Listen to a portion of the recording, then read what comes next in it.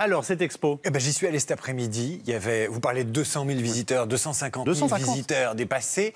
Il y avait 200 mètres de queue sur le trottoir. Et à l'intérieur, c'est une scénographie, mais absolument incroyable. C'est une cathédrale de vêtements, horizontale, verticale. Il y en a sur 10 mètres de hauteur. C'est absolument fabuleux.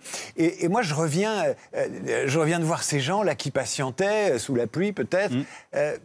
Qu'est-ce qui les fascine? Qu'est-ce qu'ils viennent chercher? Je pose la question à tous les deux, à vous Olivier Gabé, mais aussi à vous Jean-Noël Capferrat, parce que vous êtes un expert de marketing et vous un expert de cet amour. Qu'est-ce qu'il y a dans cet amour, quoi? D'où il vient? Bon, la chose est sûre, c'est que les expositions de mode aujourd'hui sont extrêmement attractives pour un public de plus en plus large. Après, dans ces expositions de mode, il y a des noms qui sont plus ou moins magiques. Et là, pour le coup, je crois qu'il y a une magie du nom de Christian Dior qui symbolise aussi pour le grand public la couture française et la mode française depuis 70 ans. Donc c'est aussi assez rare d'avoir une maison qui, sans discontinuer, a autant marqué les esprits. Il y en a d'autres, mais celle-ci a toujours été liée aussi à une idée du glamour, de la France. Le New Look, c'est 1947, c'est après la guerre. Et c'est l'idée aussi qu'une sorte de joie de vivre et de passion peut encore exister, encore s'épanouir en France. Et je crois que c'est très frappant quand vous allez à l'étranger de voir aussi que cette mode française est très prisée. On a beaucoup de visiteurs étrangers dans cette exposition et qu'en même temps, selon les noms, il y a des noms plus ou moins magiques. Et c'est vrai que quand on est avec Christian Dior, on est dans l'apothéose de la magie du nom, très certainement pour beaucoup de visiteurs. On va regarder. Et ensuite, je reposerai la même question à Jean-Noël Capferrat. On va faire la visite express. Si vous attendez 2 heures, vous verrez ça.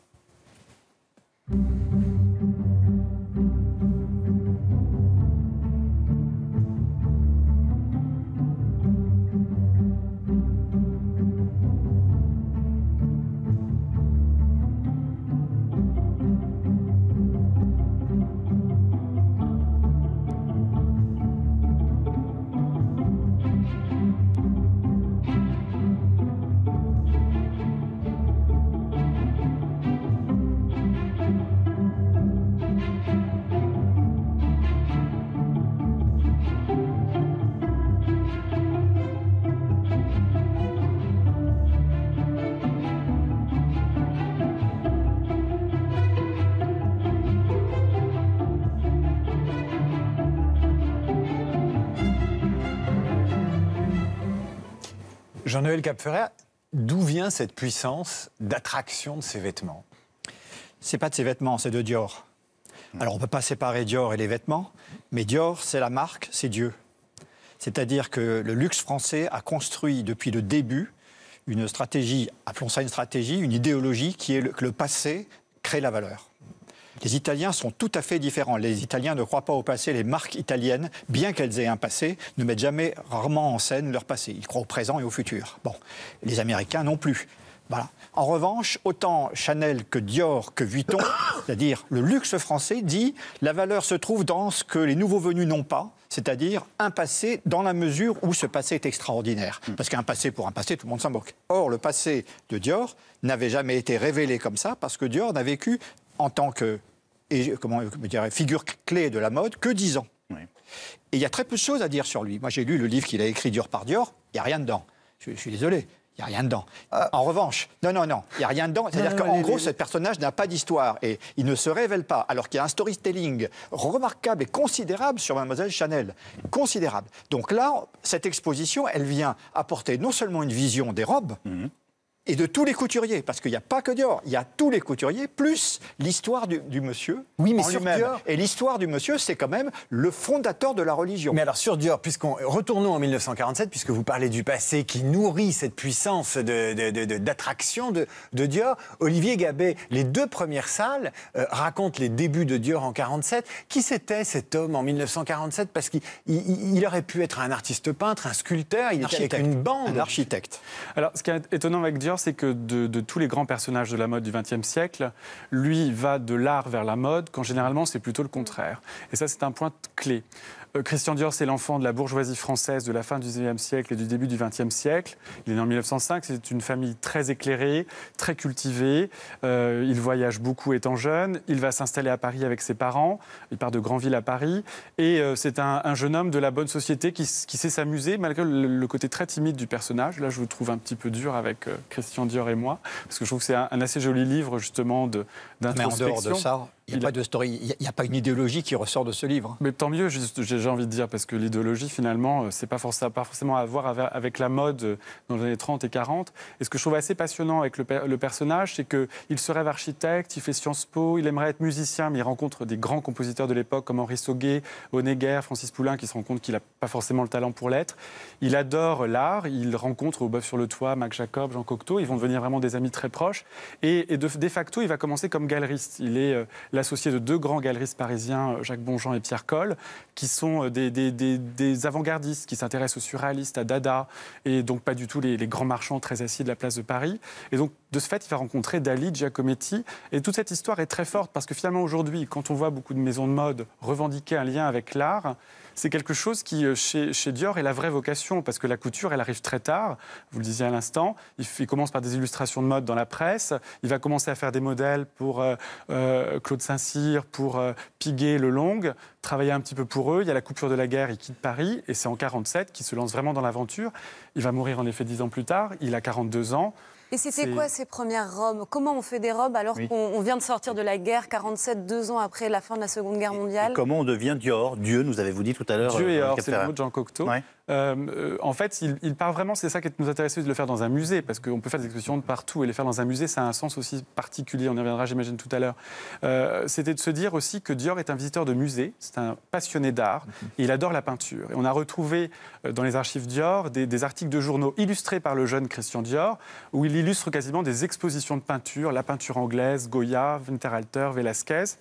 Et donc, il va vraiment à la mode par le fait que c'est un très très bon dessinateur. Par ailleurs, c'est pas quelqu'un qui sait couper des robes, coudre, etc. C'est pas du tout sa formation. Il dessine. C'est quelqu'un qui sait dessiner et qui va capturer l'esprit du temps dans cette. Et alors justement, l'esprit du temps en 47, il invente ce qu'on appelle le New Look. Qu'est-ce que c'est le New Look? Pourquoi il décape comme ça la mode de l'après-guerre? Alors on sort des années de guerre. La couture parisienne s'est plus ou moins bien comportée, comme on le sait, d'un point de vue politique. Lui, il n'est pas du tout dans cette histoire-là parce qu'il est dans le sud de la France. Il arrive, il est soutenu par Marcel Boussac, qui représente vraiment l'industrie du textile dans toute sa splendeur et qui cherche des débouchés aussi pour ses productions.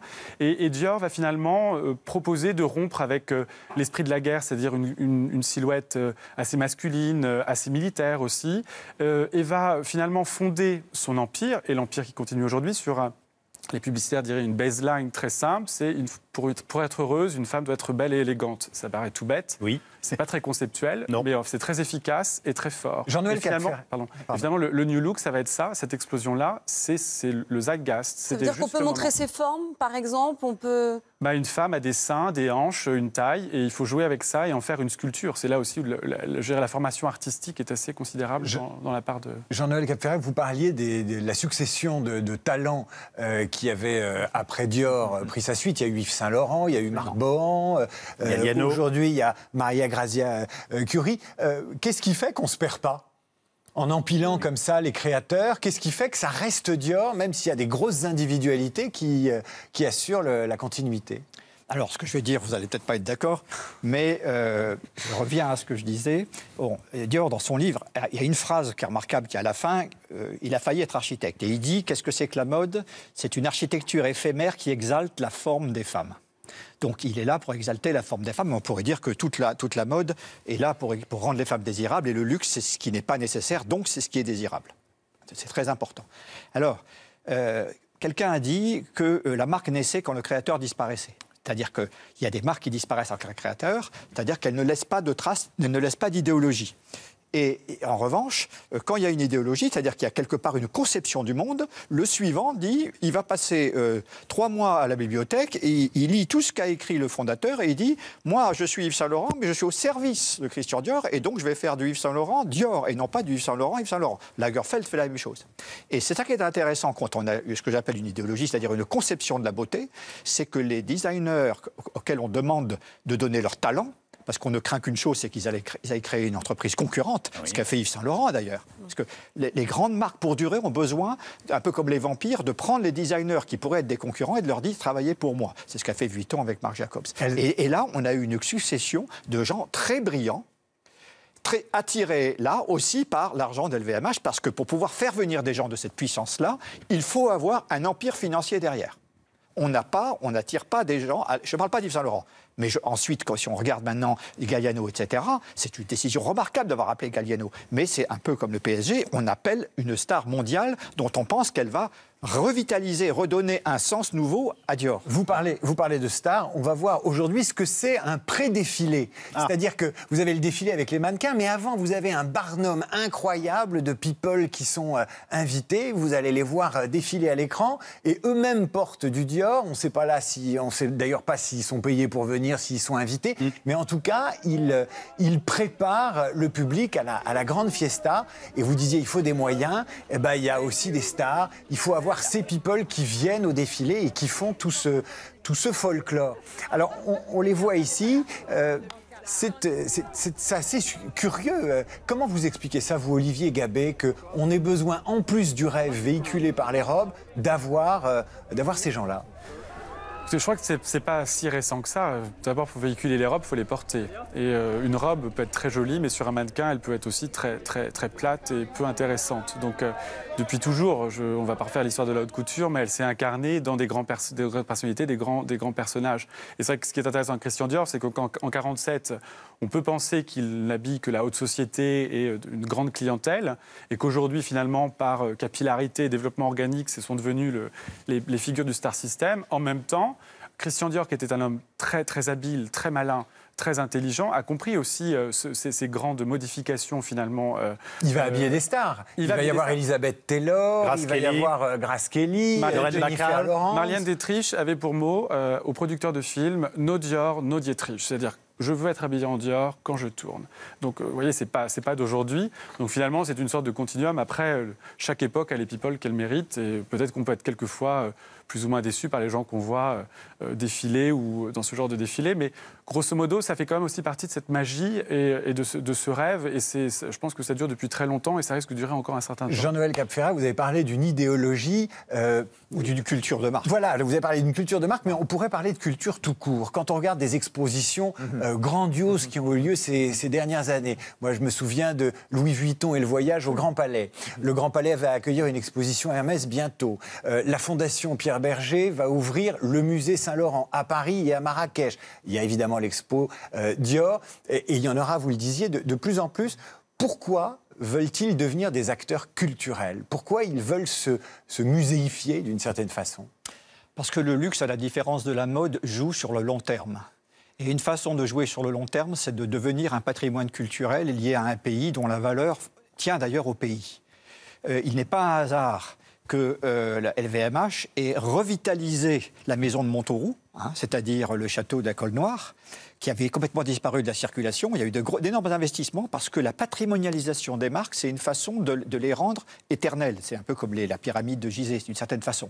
De même que Yves Saint Laurent, la stratégie de Kering sur Yves Saint Laurent est une marque de mode. Or, si on veut l'amener vers le luxe, il faut racheter des lieux de Yves Saint Laurent. Il faut pouvoir, à un moment donné, le rendre tangible en 3 dimensions et pas uniquement éphémère. C'est comme ça qu'une marque de mode se rapproche du luxe. Donc, ce sont des stratégies pensées, mais dans la culture française, qui est le passé détermine la valeur, parce que le passé, soit vous l'avez, et il n'y a que vous qui l'avez, et les autres ne l'ont pas. Et si vous ne l'avez pas, vous pouvez être une marque de mode sans problème. La mode n'a pas besoin de problème, de passé ou d'héritage, mais le luxe en a besoin, parce que le luxe, c'est le pont entre le passé et le futur. Christian Dior, couturier du rêve, c'est jusqu'au 7 janvier au Musée des Arts Décoratifs. Merci Olivier Gabet, merci Jean-Noël Capferrer.